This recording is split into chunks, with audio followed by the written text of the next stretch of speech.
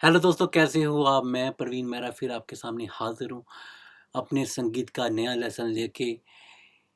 How to start a song. किसी गाने को आप स्टार्ट कैसे करोगे, किसी गाने की शुरुआत कैसे करोगे, ये बहुत बहुत बहुत ज़्यादा इम्पोर्टेंट है।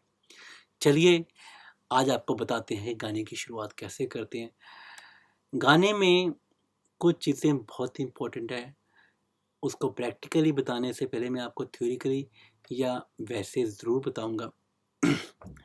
अगर आप किसी गाने को स्टार्ट करते हैं तो उससे पहले सबसे मोस्ट इम्पोर्टेंट थिंग है कि उस गाने के स्वर को सुनो।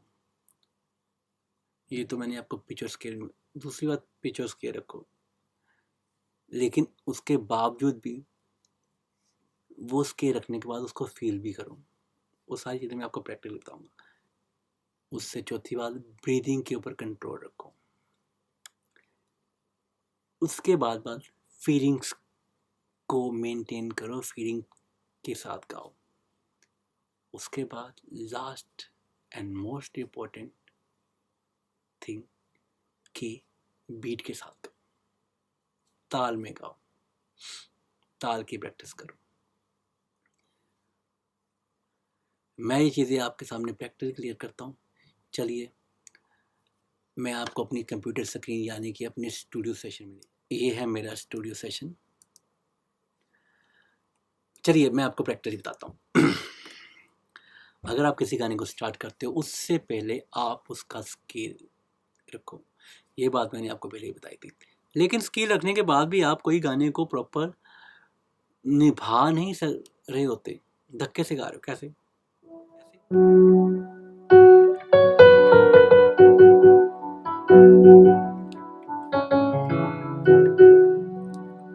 जैसे एक गाना है, यारा मेरे हर एक तू साहां विच वसदा ही, तू छड़ जे ता सजना अपनी धड़कन रोक लवां। ये पंजाबी सॉन्ग है जो मेरा गाना रिलीज हो चुका था, मैंने वही गाया। मैं दूसरे गाने इसलिए नहीं गाता क्योंकि मेरे को कॉपीराइट ना आ जाए।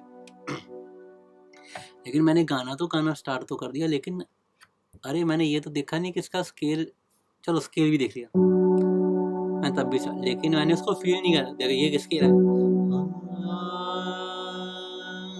मैंने स्केल को फील किया। यारा मेरे हर एक तू सां विच वसदा ही, तू छड़ जे तां सजना अपनी धड़कन रोक लवां। जिन्ने मर्जी फट दे पर मैं सीधा आखांगा, तेरे लिए मैं यारा अपनी धड़कन रोक लवां। देखो मैंने इसको फील किया स्वर को, तो गाने की थोड़ी सी रूपरेखा चेंज हुई उसको। उसके बाद दूसरी चीज़ आती है कि आप गाने क्या डायनेमिक्स को सेट करो। डायनेमिक्स कैसी होती है? जैसे मैंने स्केल तो रख लिया, मैंने स्केल फील किया, यारा मेरे हर एक तू साहां विच बसदा ही, तू छड़ जे तां सजना अपनी धड़कन रोक लवां। नहीं ऐसे नहीं। अब डायनेमिक्स क्या होती है? अपनी गाने की पावर सेट करना, अपनी गाने की रेंज सेट करना। जैसे मैंने इसके यारा मेरे हर एक तू साहां विच वसदा ही, तू छड़ जे तां सजना अपनी धड़कन रोक लवां। जिन्ने मर्जी फट दे पर मैं सीना आखांगा। मैंने गाने की वॉइस पावर को सेट किया। मीन यारा यारा मेरे हर एक, वॉइस पावर को सेट करना, डायनेमिक्स को सेट करना होता है। अगर आप इसको भी सेट नहीं करोगे तो गाना तब भी आपको अधूरा अधूरा सा लगेगा। तीसरी बात कि गाने की फीलिंग्स के मैं बाद में आऊँगा। तीसरी बात यह है कि आप गाने में ब्रीदिंग कैसे आपने लेनी है। यानी यारा मेरे हर एक तू साहां विच वसदा ही, नहीं, उसको ब्रीदिंग, यारा मेरे हर एक तू साहां विच वसदा ही, तू छड़ जे, तो साहां विच वसदा ही के बाद मैंने थोड़ी सी ब्रीदिंग दी है, लेकिन मैंने उसको थोड़ा सा ज़्यादा ब्रीदिंग को स्टाइल से दिया। साहां विच वसदा ही, तू छड़ जे, कहाँ पे ब्रीदिंग लेनी है ये भी बहुत इम्पोर्टेंट है गाने में। अगर आप ब्रीदिंग प्रॉपर नहीं लेते तो तब भी गाना प्रॉपर आपका, आप गाने के साथ वफा नहीं कर सकते। अब चौथी बात ये है कि फीलिंग्स कैसे होती है। अगर मैं यही गाना इसको बोलूँ ऐसे, यारा मेरे हर एक तू सां विच वसदा है, तू छड़ जे तां सजना अपनी धड़कन रोक लवां, जिन्ने मर्जी फट दे। जैसे इसको मैंने फील किया, यारा मेरे हर एक तू सां विच वसदा है, तू छड़ जे तां सजना धड़कन रोक लवां, जिन्ने मर्जी फट दे पर मैं सीना आखांगा, तेरे लिए मैं यारा अपने अतरू सोख लवां, धड़कन रोक लवां। मैंने फील किया तो गाने का इम्पैक्ट ज़्यादा अच्छा हो रहा। फीलिंग कहने का मतलब ये है कि अगर आप मान लो कि आप भगवान से कुछ कहना चाहते हो कि भगवान, एक गाना ही ले लीजिए, इतनी शक्ति में देना दाता, इतनी शक्ति में देना दाता, मन का विश्वास कमज़ोर होना, हम चले नेक रास्ते पे हमसे भूल कर भी कोई भूल न होना। ये तो गाने के लिरिक्स हो गए। अगर आप मानो कि सच में भगवान आपके सामने खड़े तो आप ऐसे नहीं बोलोगे। आपकी टोन क्वालिटी, आपके बोलने का लहजा, सब कुछ चेंज हो जाएगा।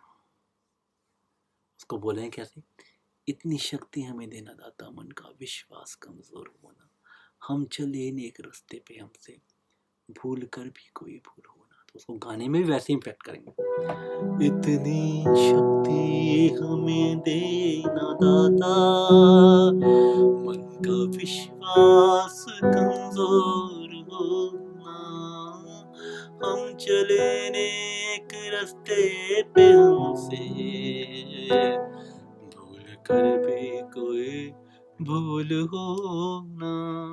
इसे बोलते हैं फीलिंग। गाने में फीलिंग का ध्यान जरूर रखो। उससे बड़ी बात आती है रिदम, गाने की बीट, मात्रा, ये सब ध्यान में रखो कि गाने की मात्रा कितनी है, उस मात्रा में गाना, उस बीट में। अगर आप विदाउट बीट गाते हो तो आपका गाना व्यर्थ है, वो गाना इम्पैक्ट ही नहीं करेगा, वो गाना जीरो है।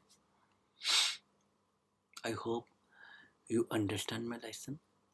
मैंने आज आपको जो बेसिक्स गाने के बारे में, गाने की शुरुआत के बारे में बताया, अगर आप इसको ध्यान में रख के गाओ तो आप अपने गाने में 100% चेंज फील करोगे, अच्छी चेंज फील करोगे, और आप अपने आप में बहुत इम्प्रूव फील करोगे। इसलिए मेरी ये जो बातें जो मैंने अपने एक्सपीरियंस से सीखी है, जो मैं स्टूडियो में सिंगर्स को बताता हूँ, वही बातें मैंने आपके सामने शेयर करी है। ये जो चीज़ें होती है बेसिक्स में नहीं आती, ये जो चीज़ें होती हैं प्रैक्टिकली में आती हैं, जो मैंने आपको अपनी प्रैक्टिकली नॉलेज साझी करी है, शेयर करी है। इसको ज़रूर ज़रूर ज़रूर अपनी सिंगिंग में यूज़ कीजिए। मैं आपको गारंटी देता हूँ कि आपकी सिंगिंग बहुत ज़्यादा इम्प्रूव होगी। उम्मीद है कि आप इन चीज़ों का ध्यान रखोगे, इन चीज़ों के बीच में ही गाओगे। तो इन चीज़ों के साथ, इन बातों के साथ मैं आपसे विदा लेता हूँ। दोबारा मिलूँगा अपने नए लेसन में, के यानी कि 5वें लेसन में। ये मेरा चौथा लेसन है, और मैं ये कहना चाहता हूँ कि अगर आपने मेरे ये पहले 3 लेसन नहीं देखे, उनको ज़रूर देखिए, क्योंकि ये बेसिक चीज़ें हैं। बेसिक चीज़ें संगीत में आनी बहुत ज़रूरी है। जो as a professional singing adopt कर चुके हैं, एज ए प्रोफेशनल सिंगिंग कर रहे हैं, लेकिन उनको इन चीज़ों की नॉलेज नहीं है, ये आपको आनी चाहिए। और जो करना चाहते हैं उनको भी आनी चाहिए, और जिन्होंने स्टार्ट करी उनको भी आनी चाहिए। I hope you understand this lesson. Next time हम 5वें लेसन के साथ मिलेंगे। तब तक अपना ख्याल रखिए, सेफ रहिए और घर में रहिए। Thank you, have a nice day.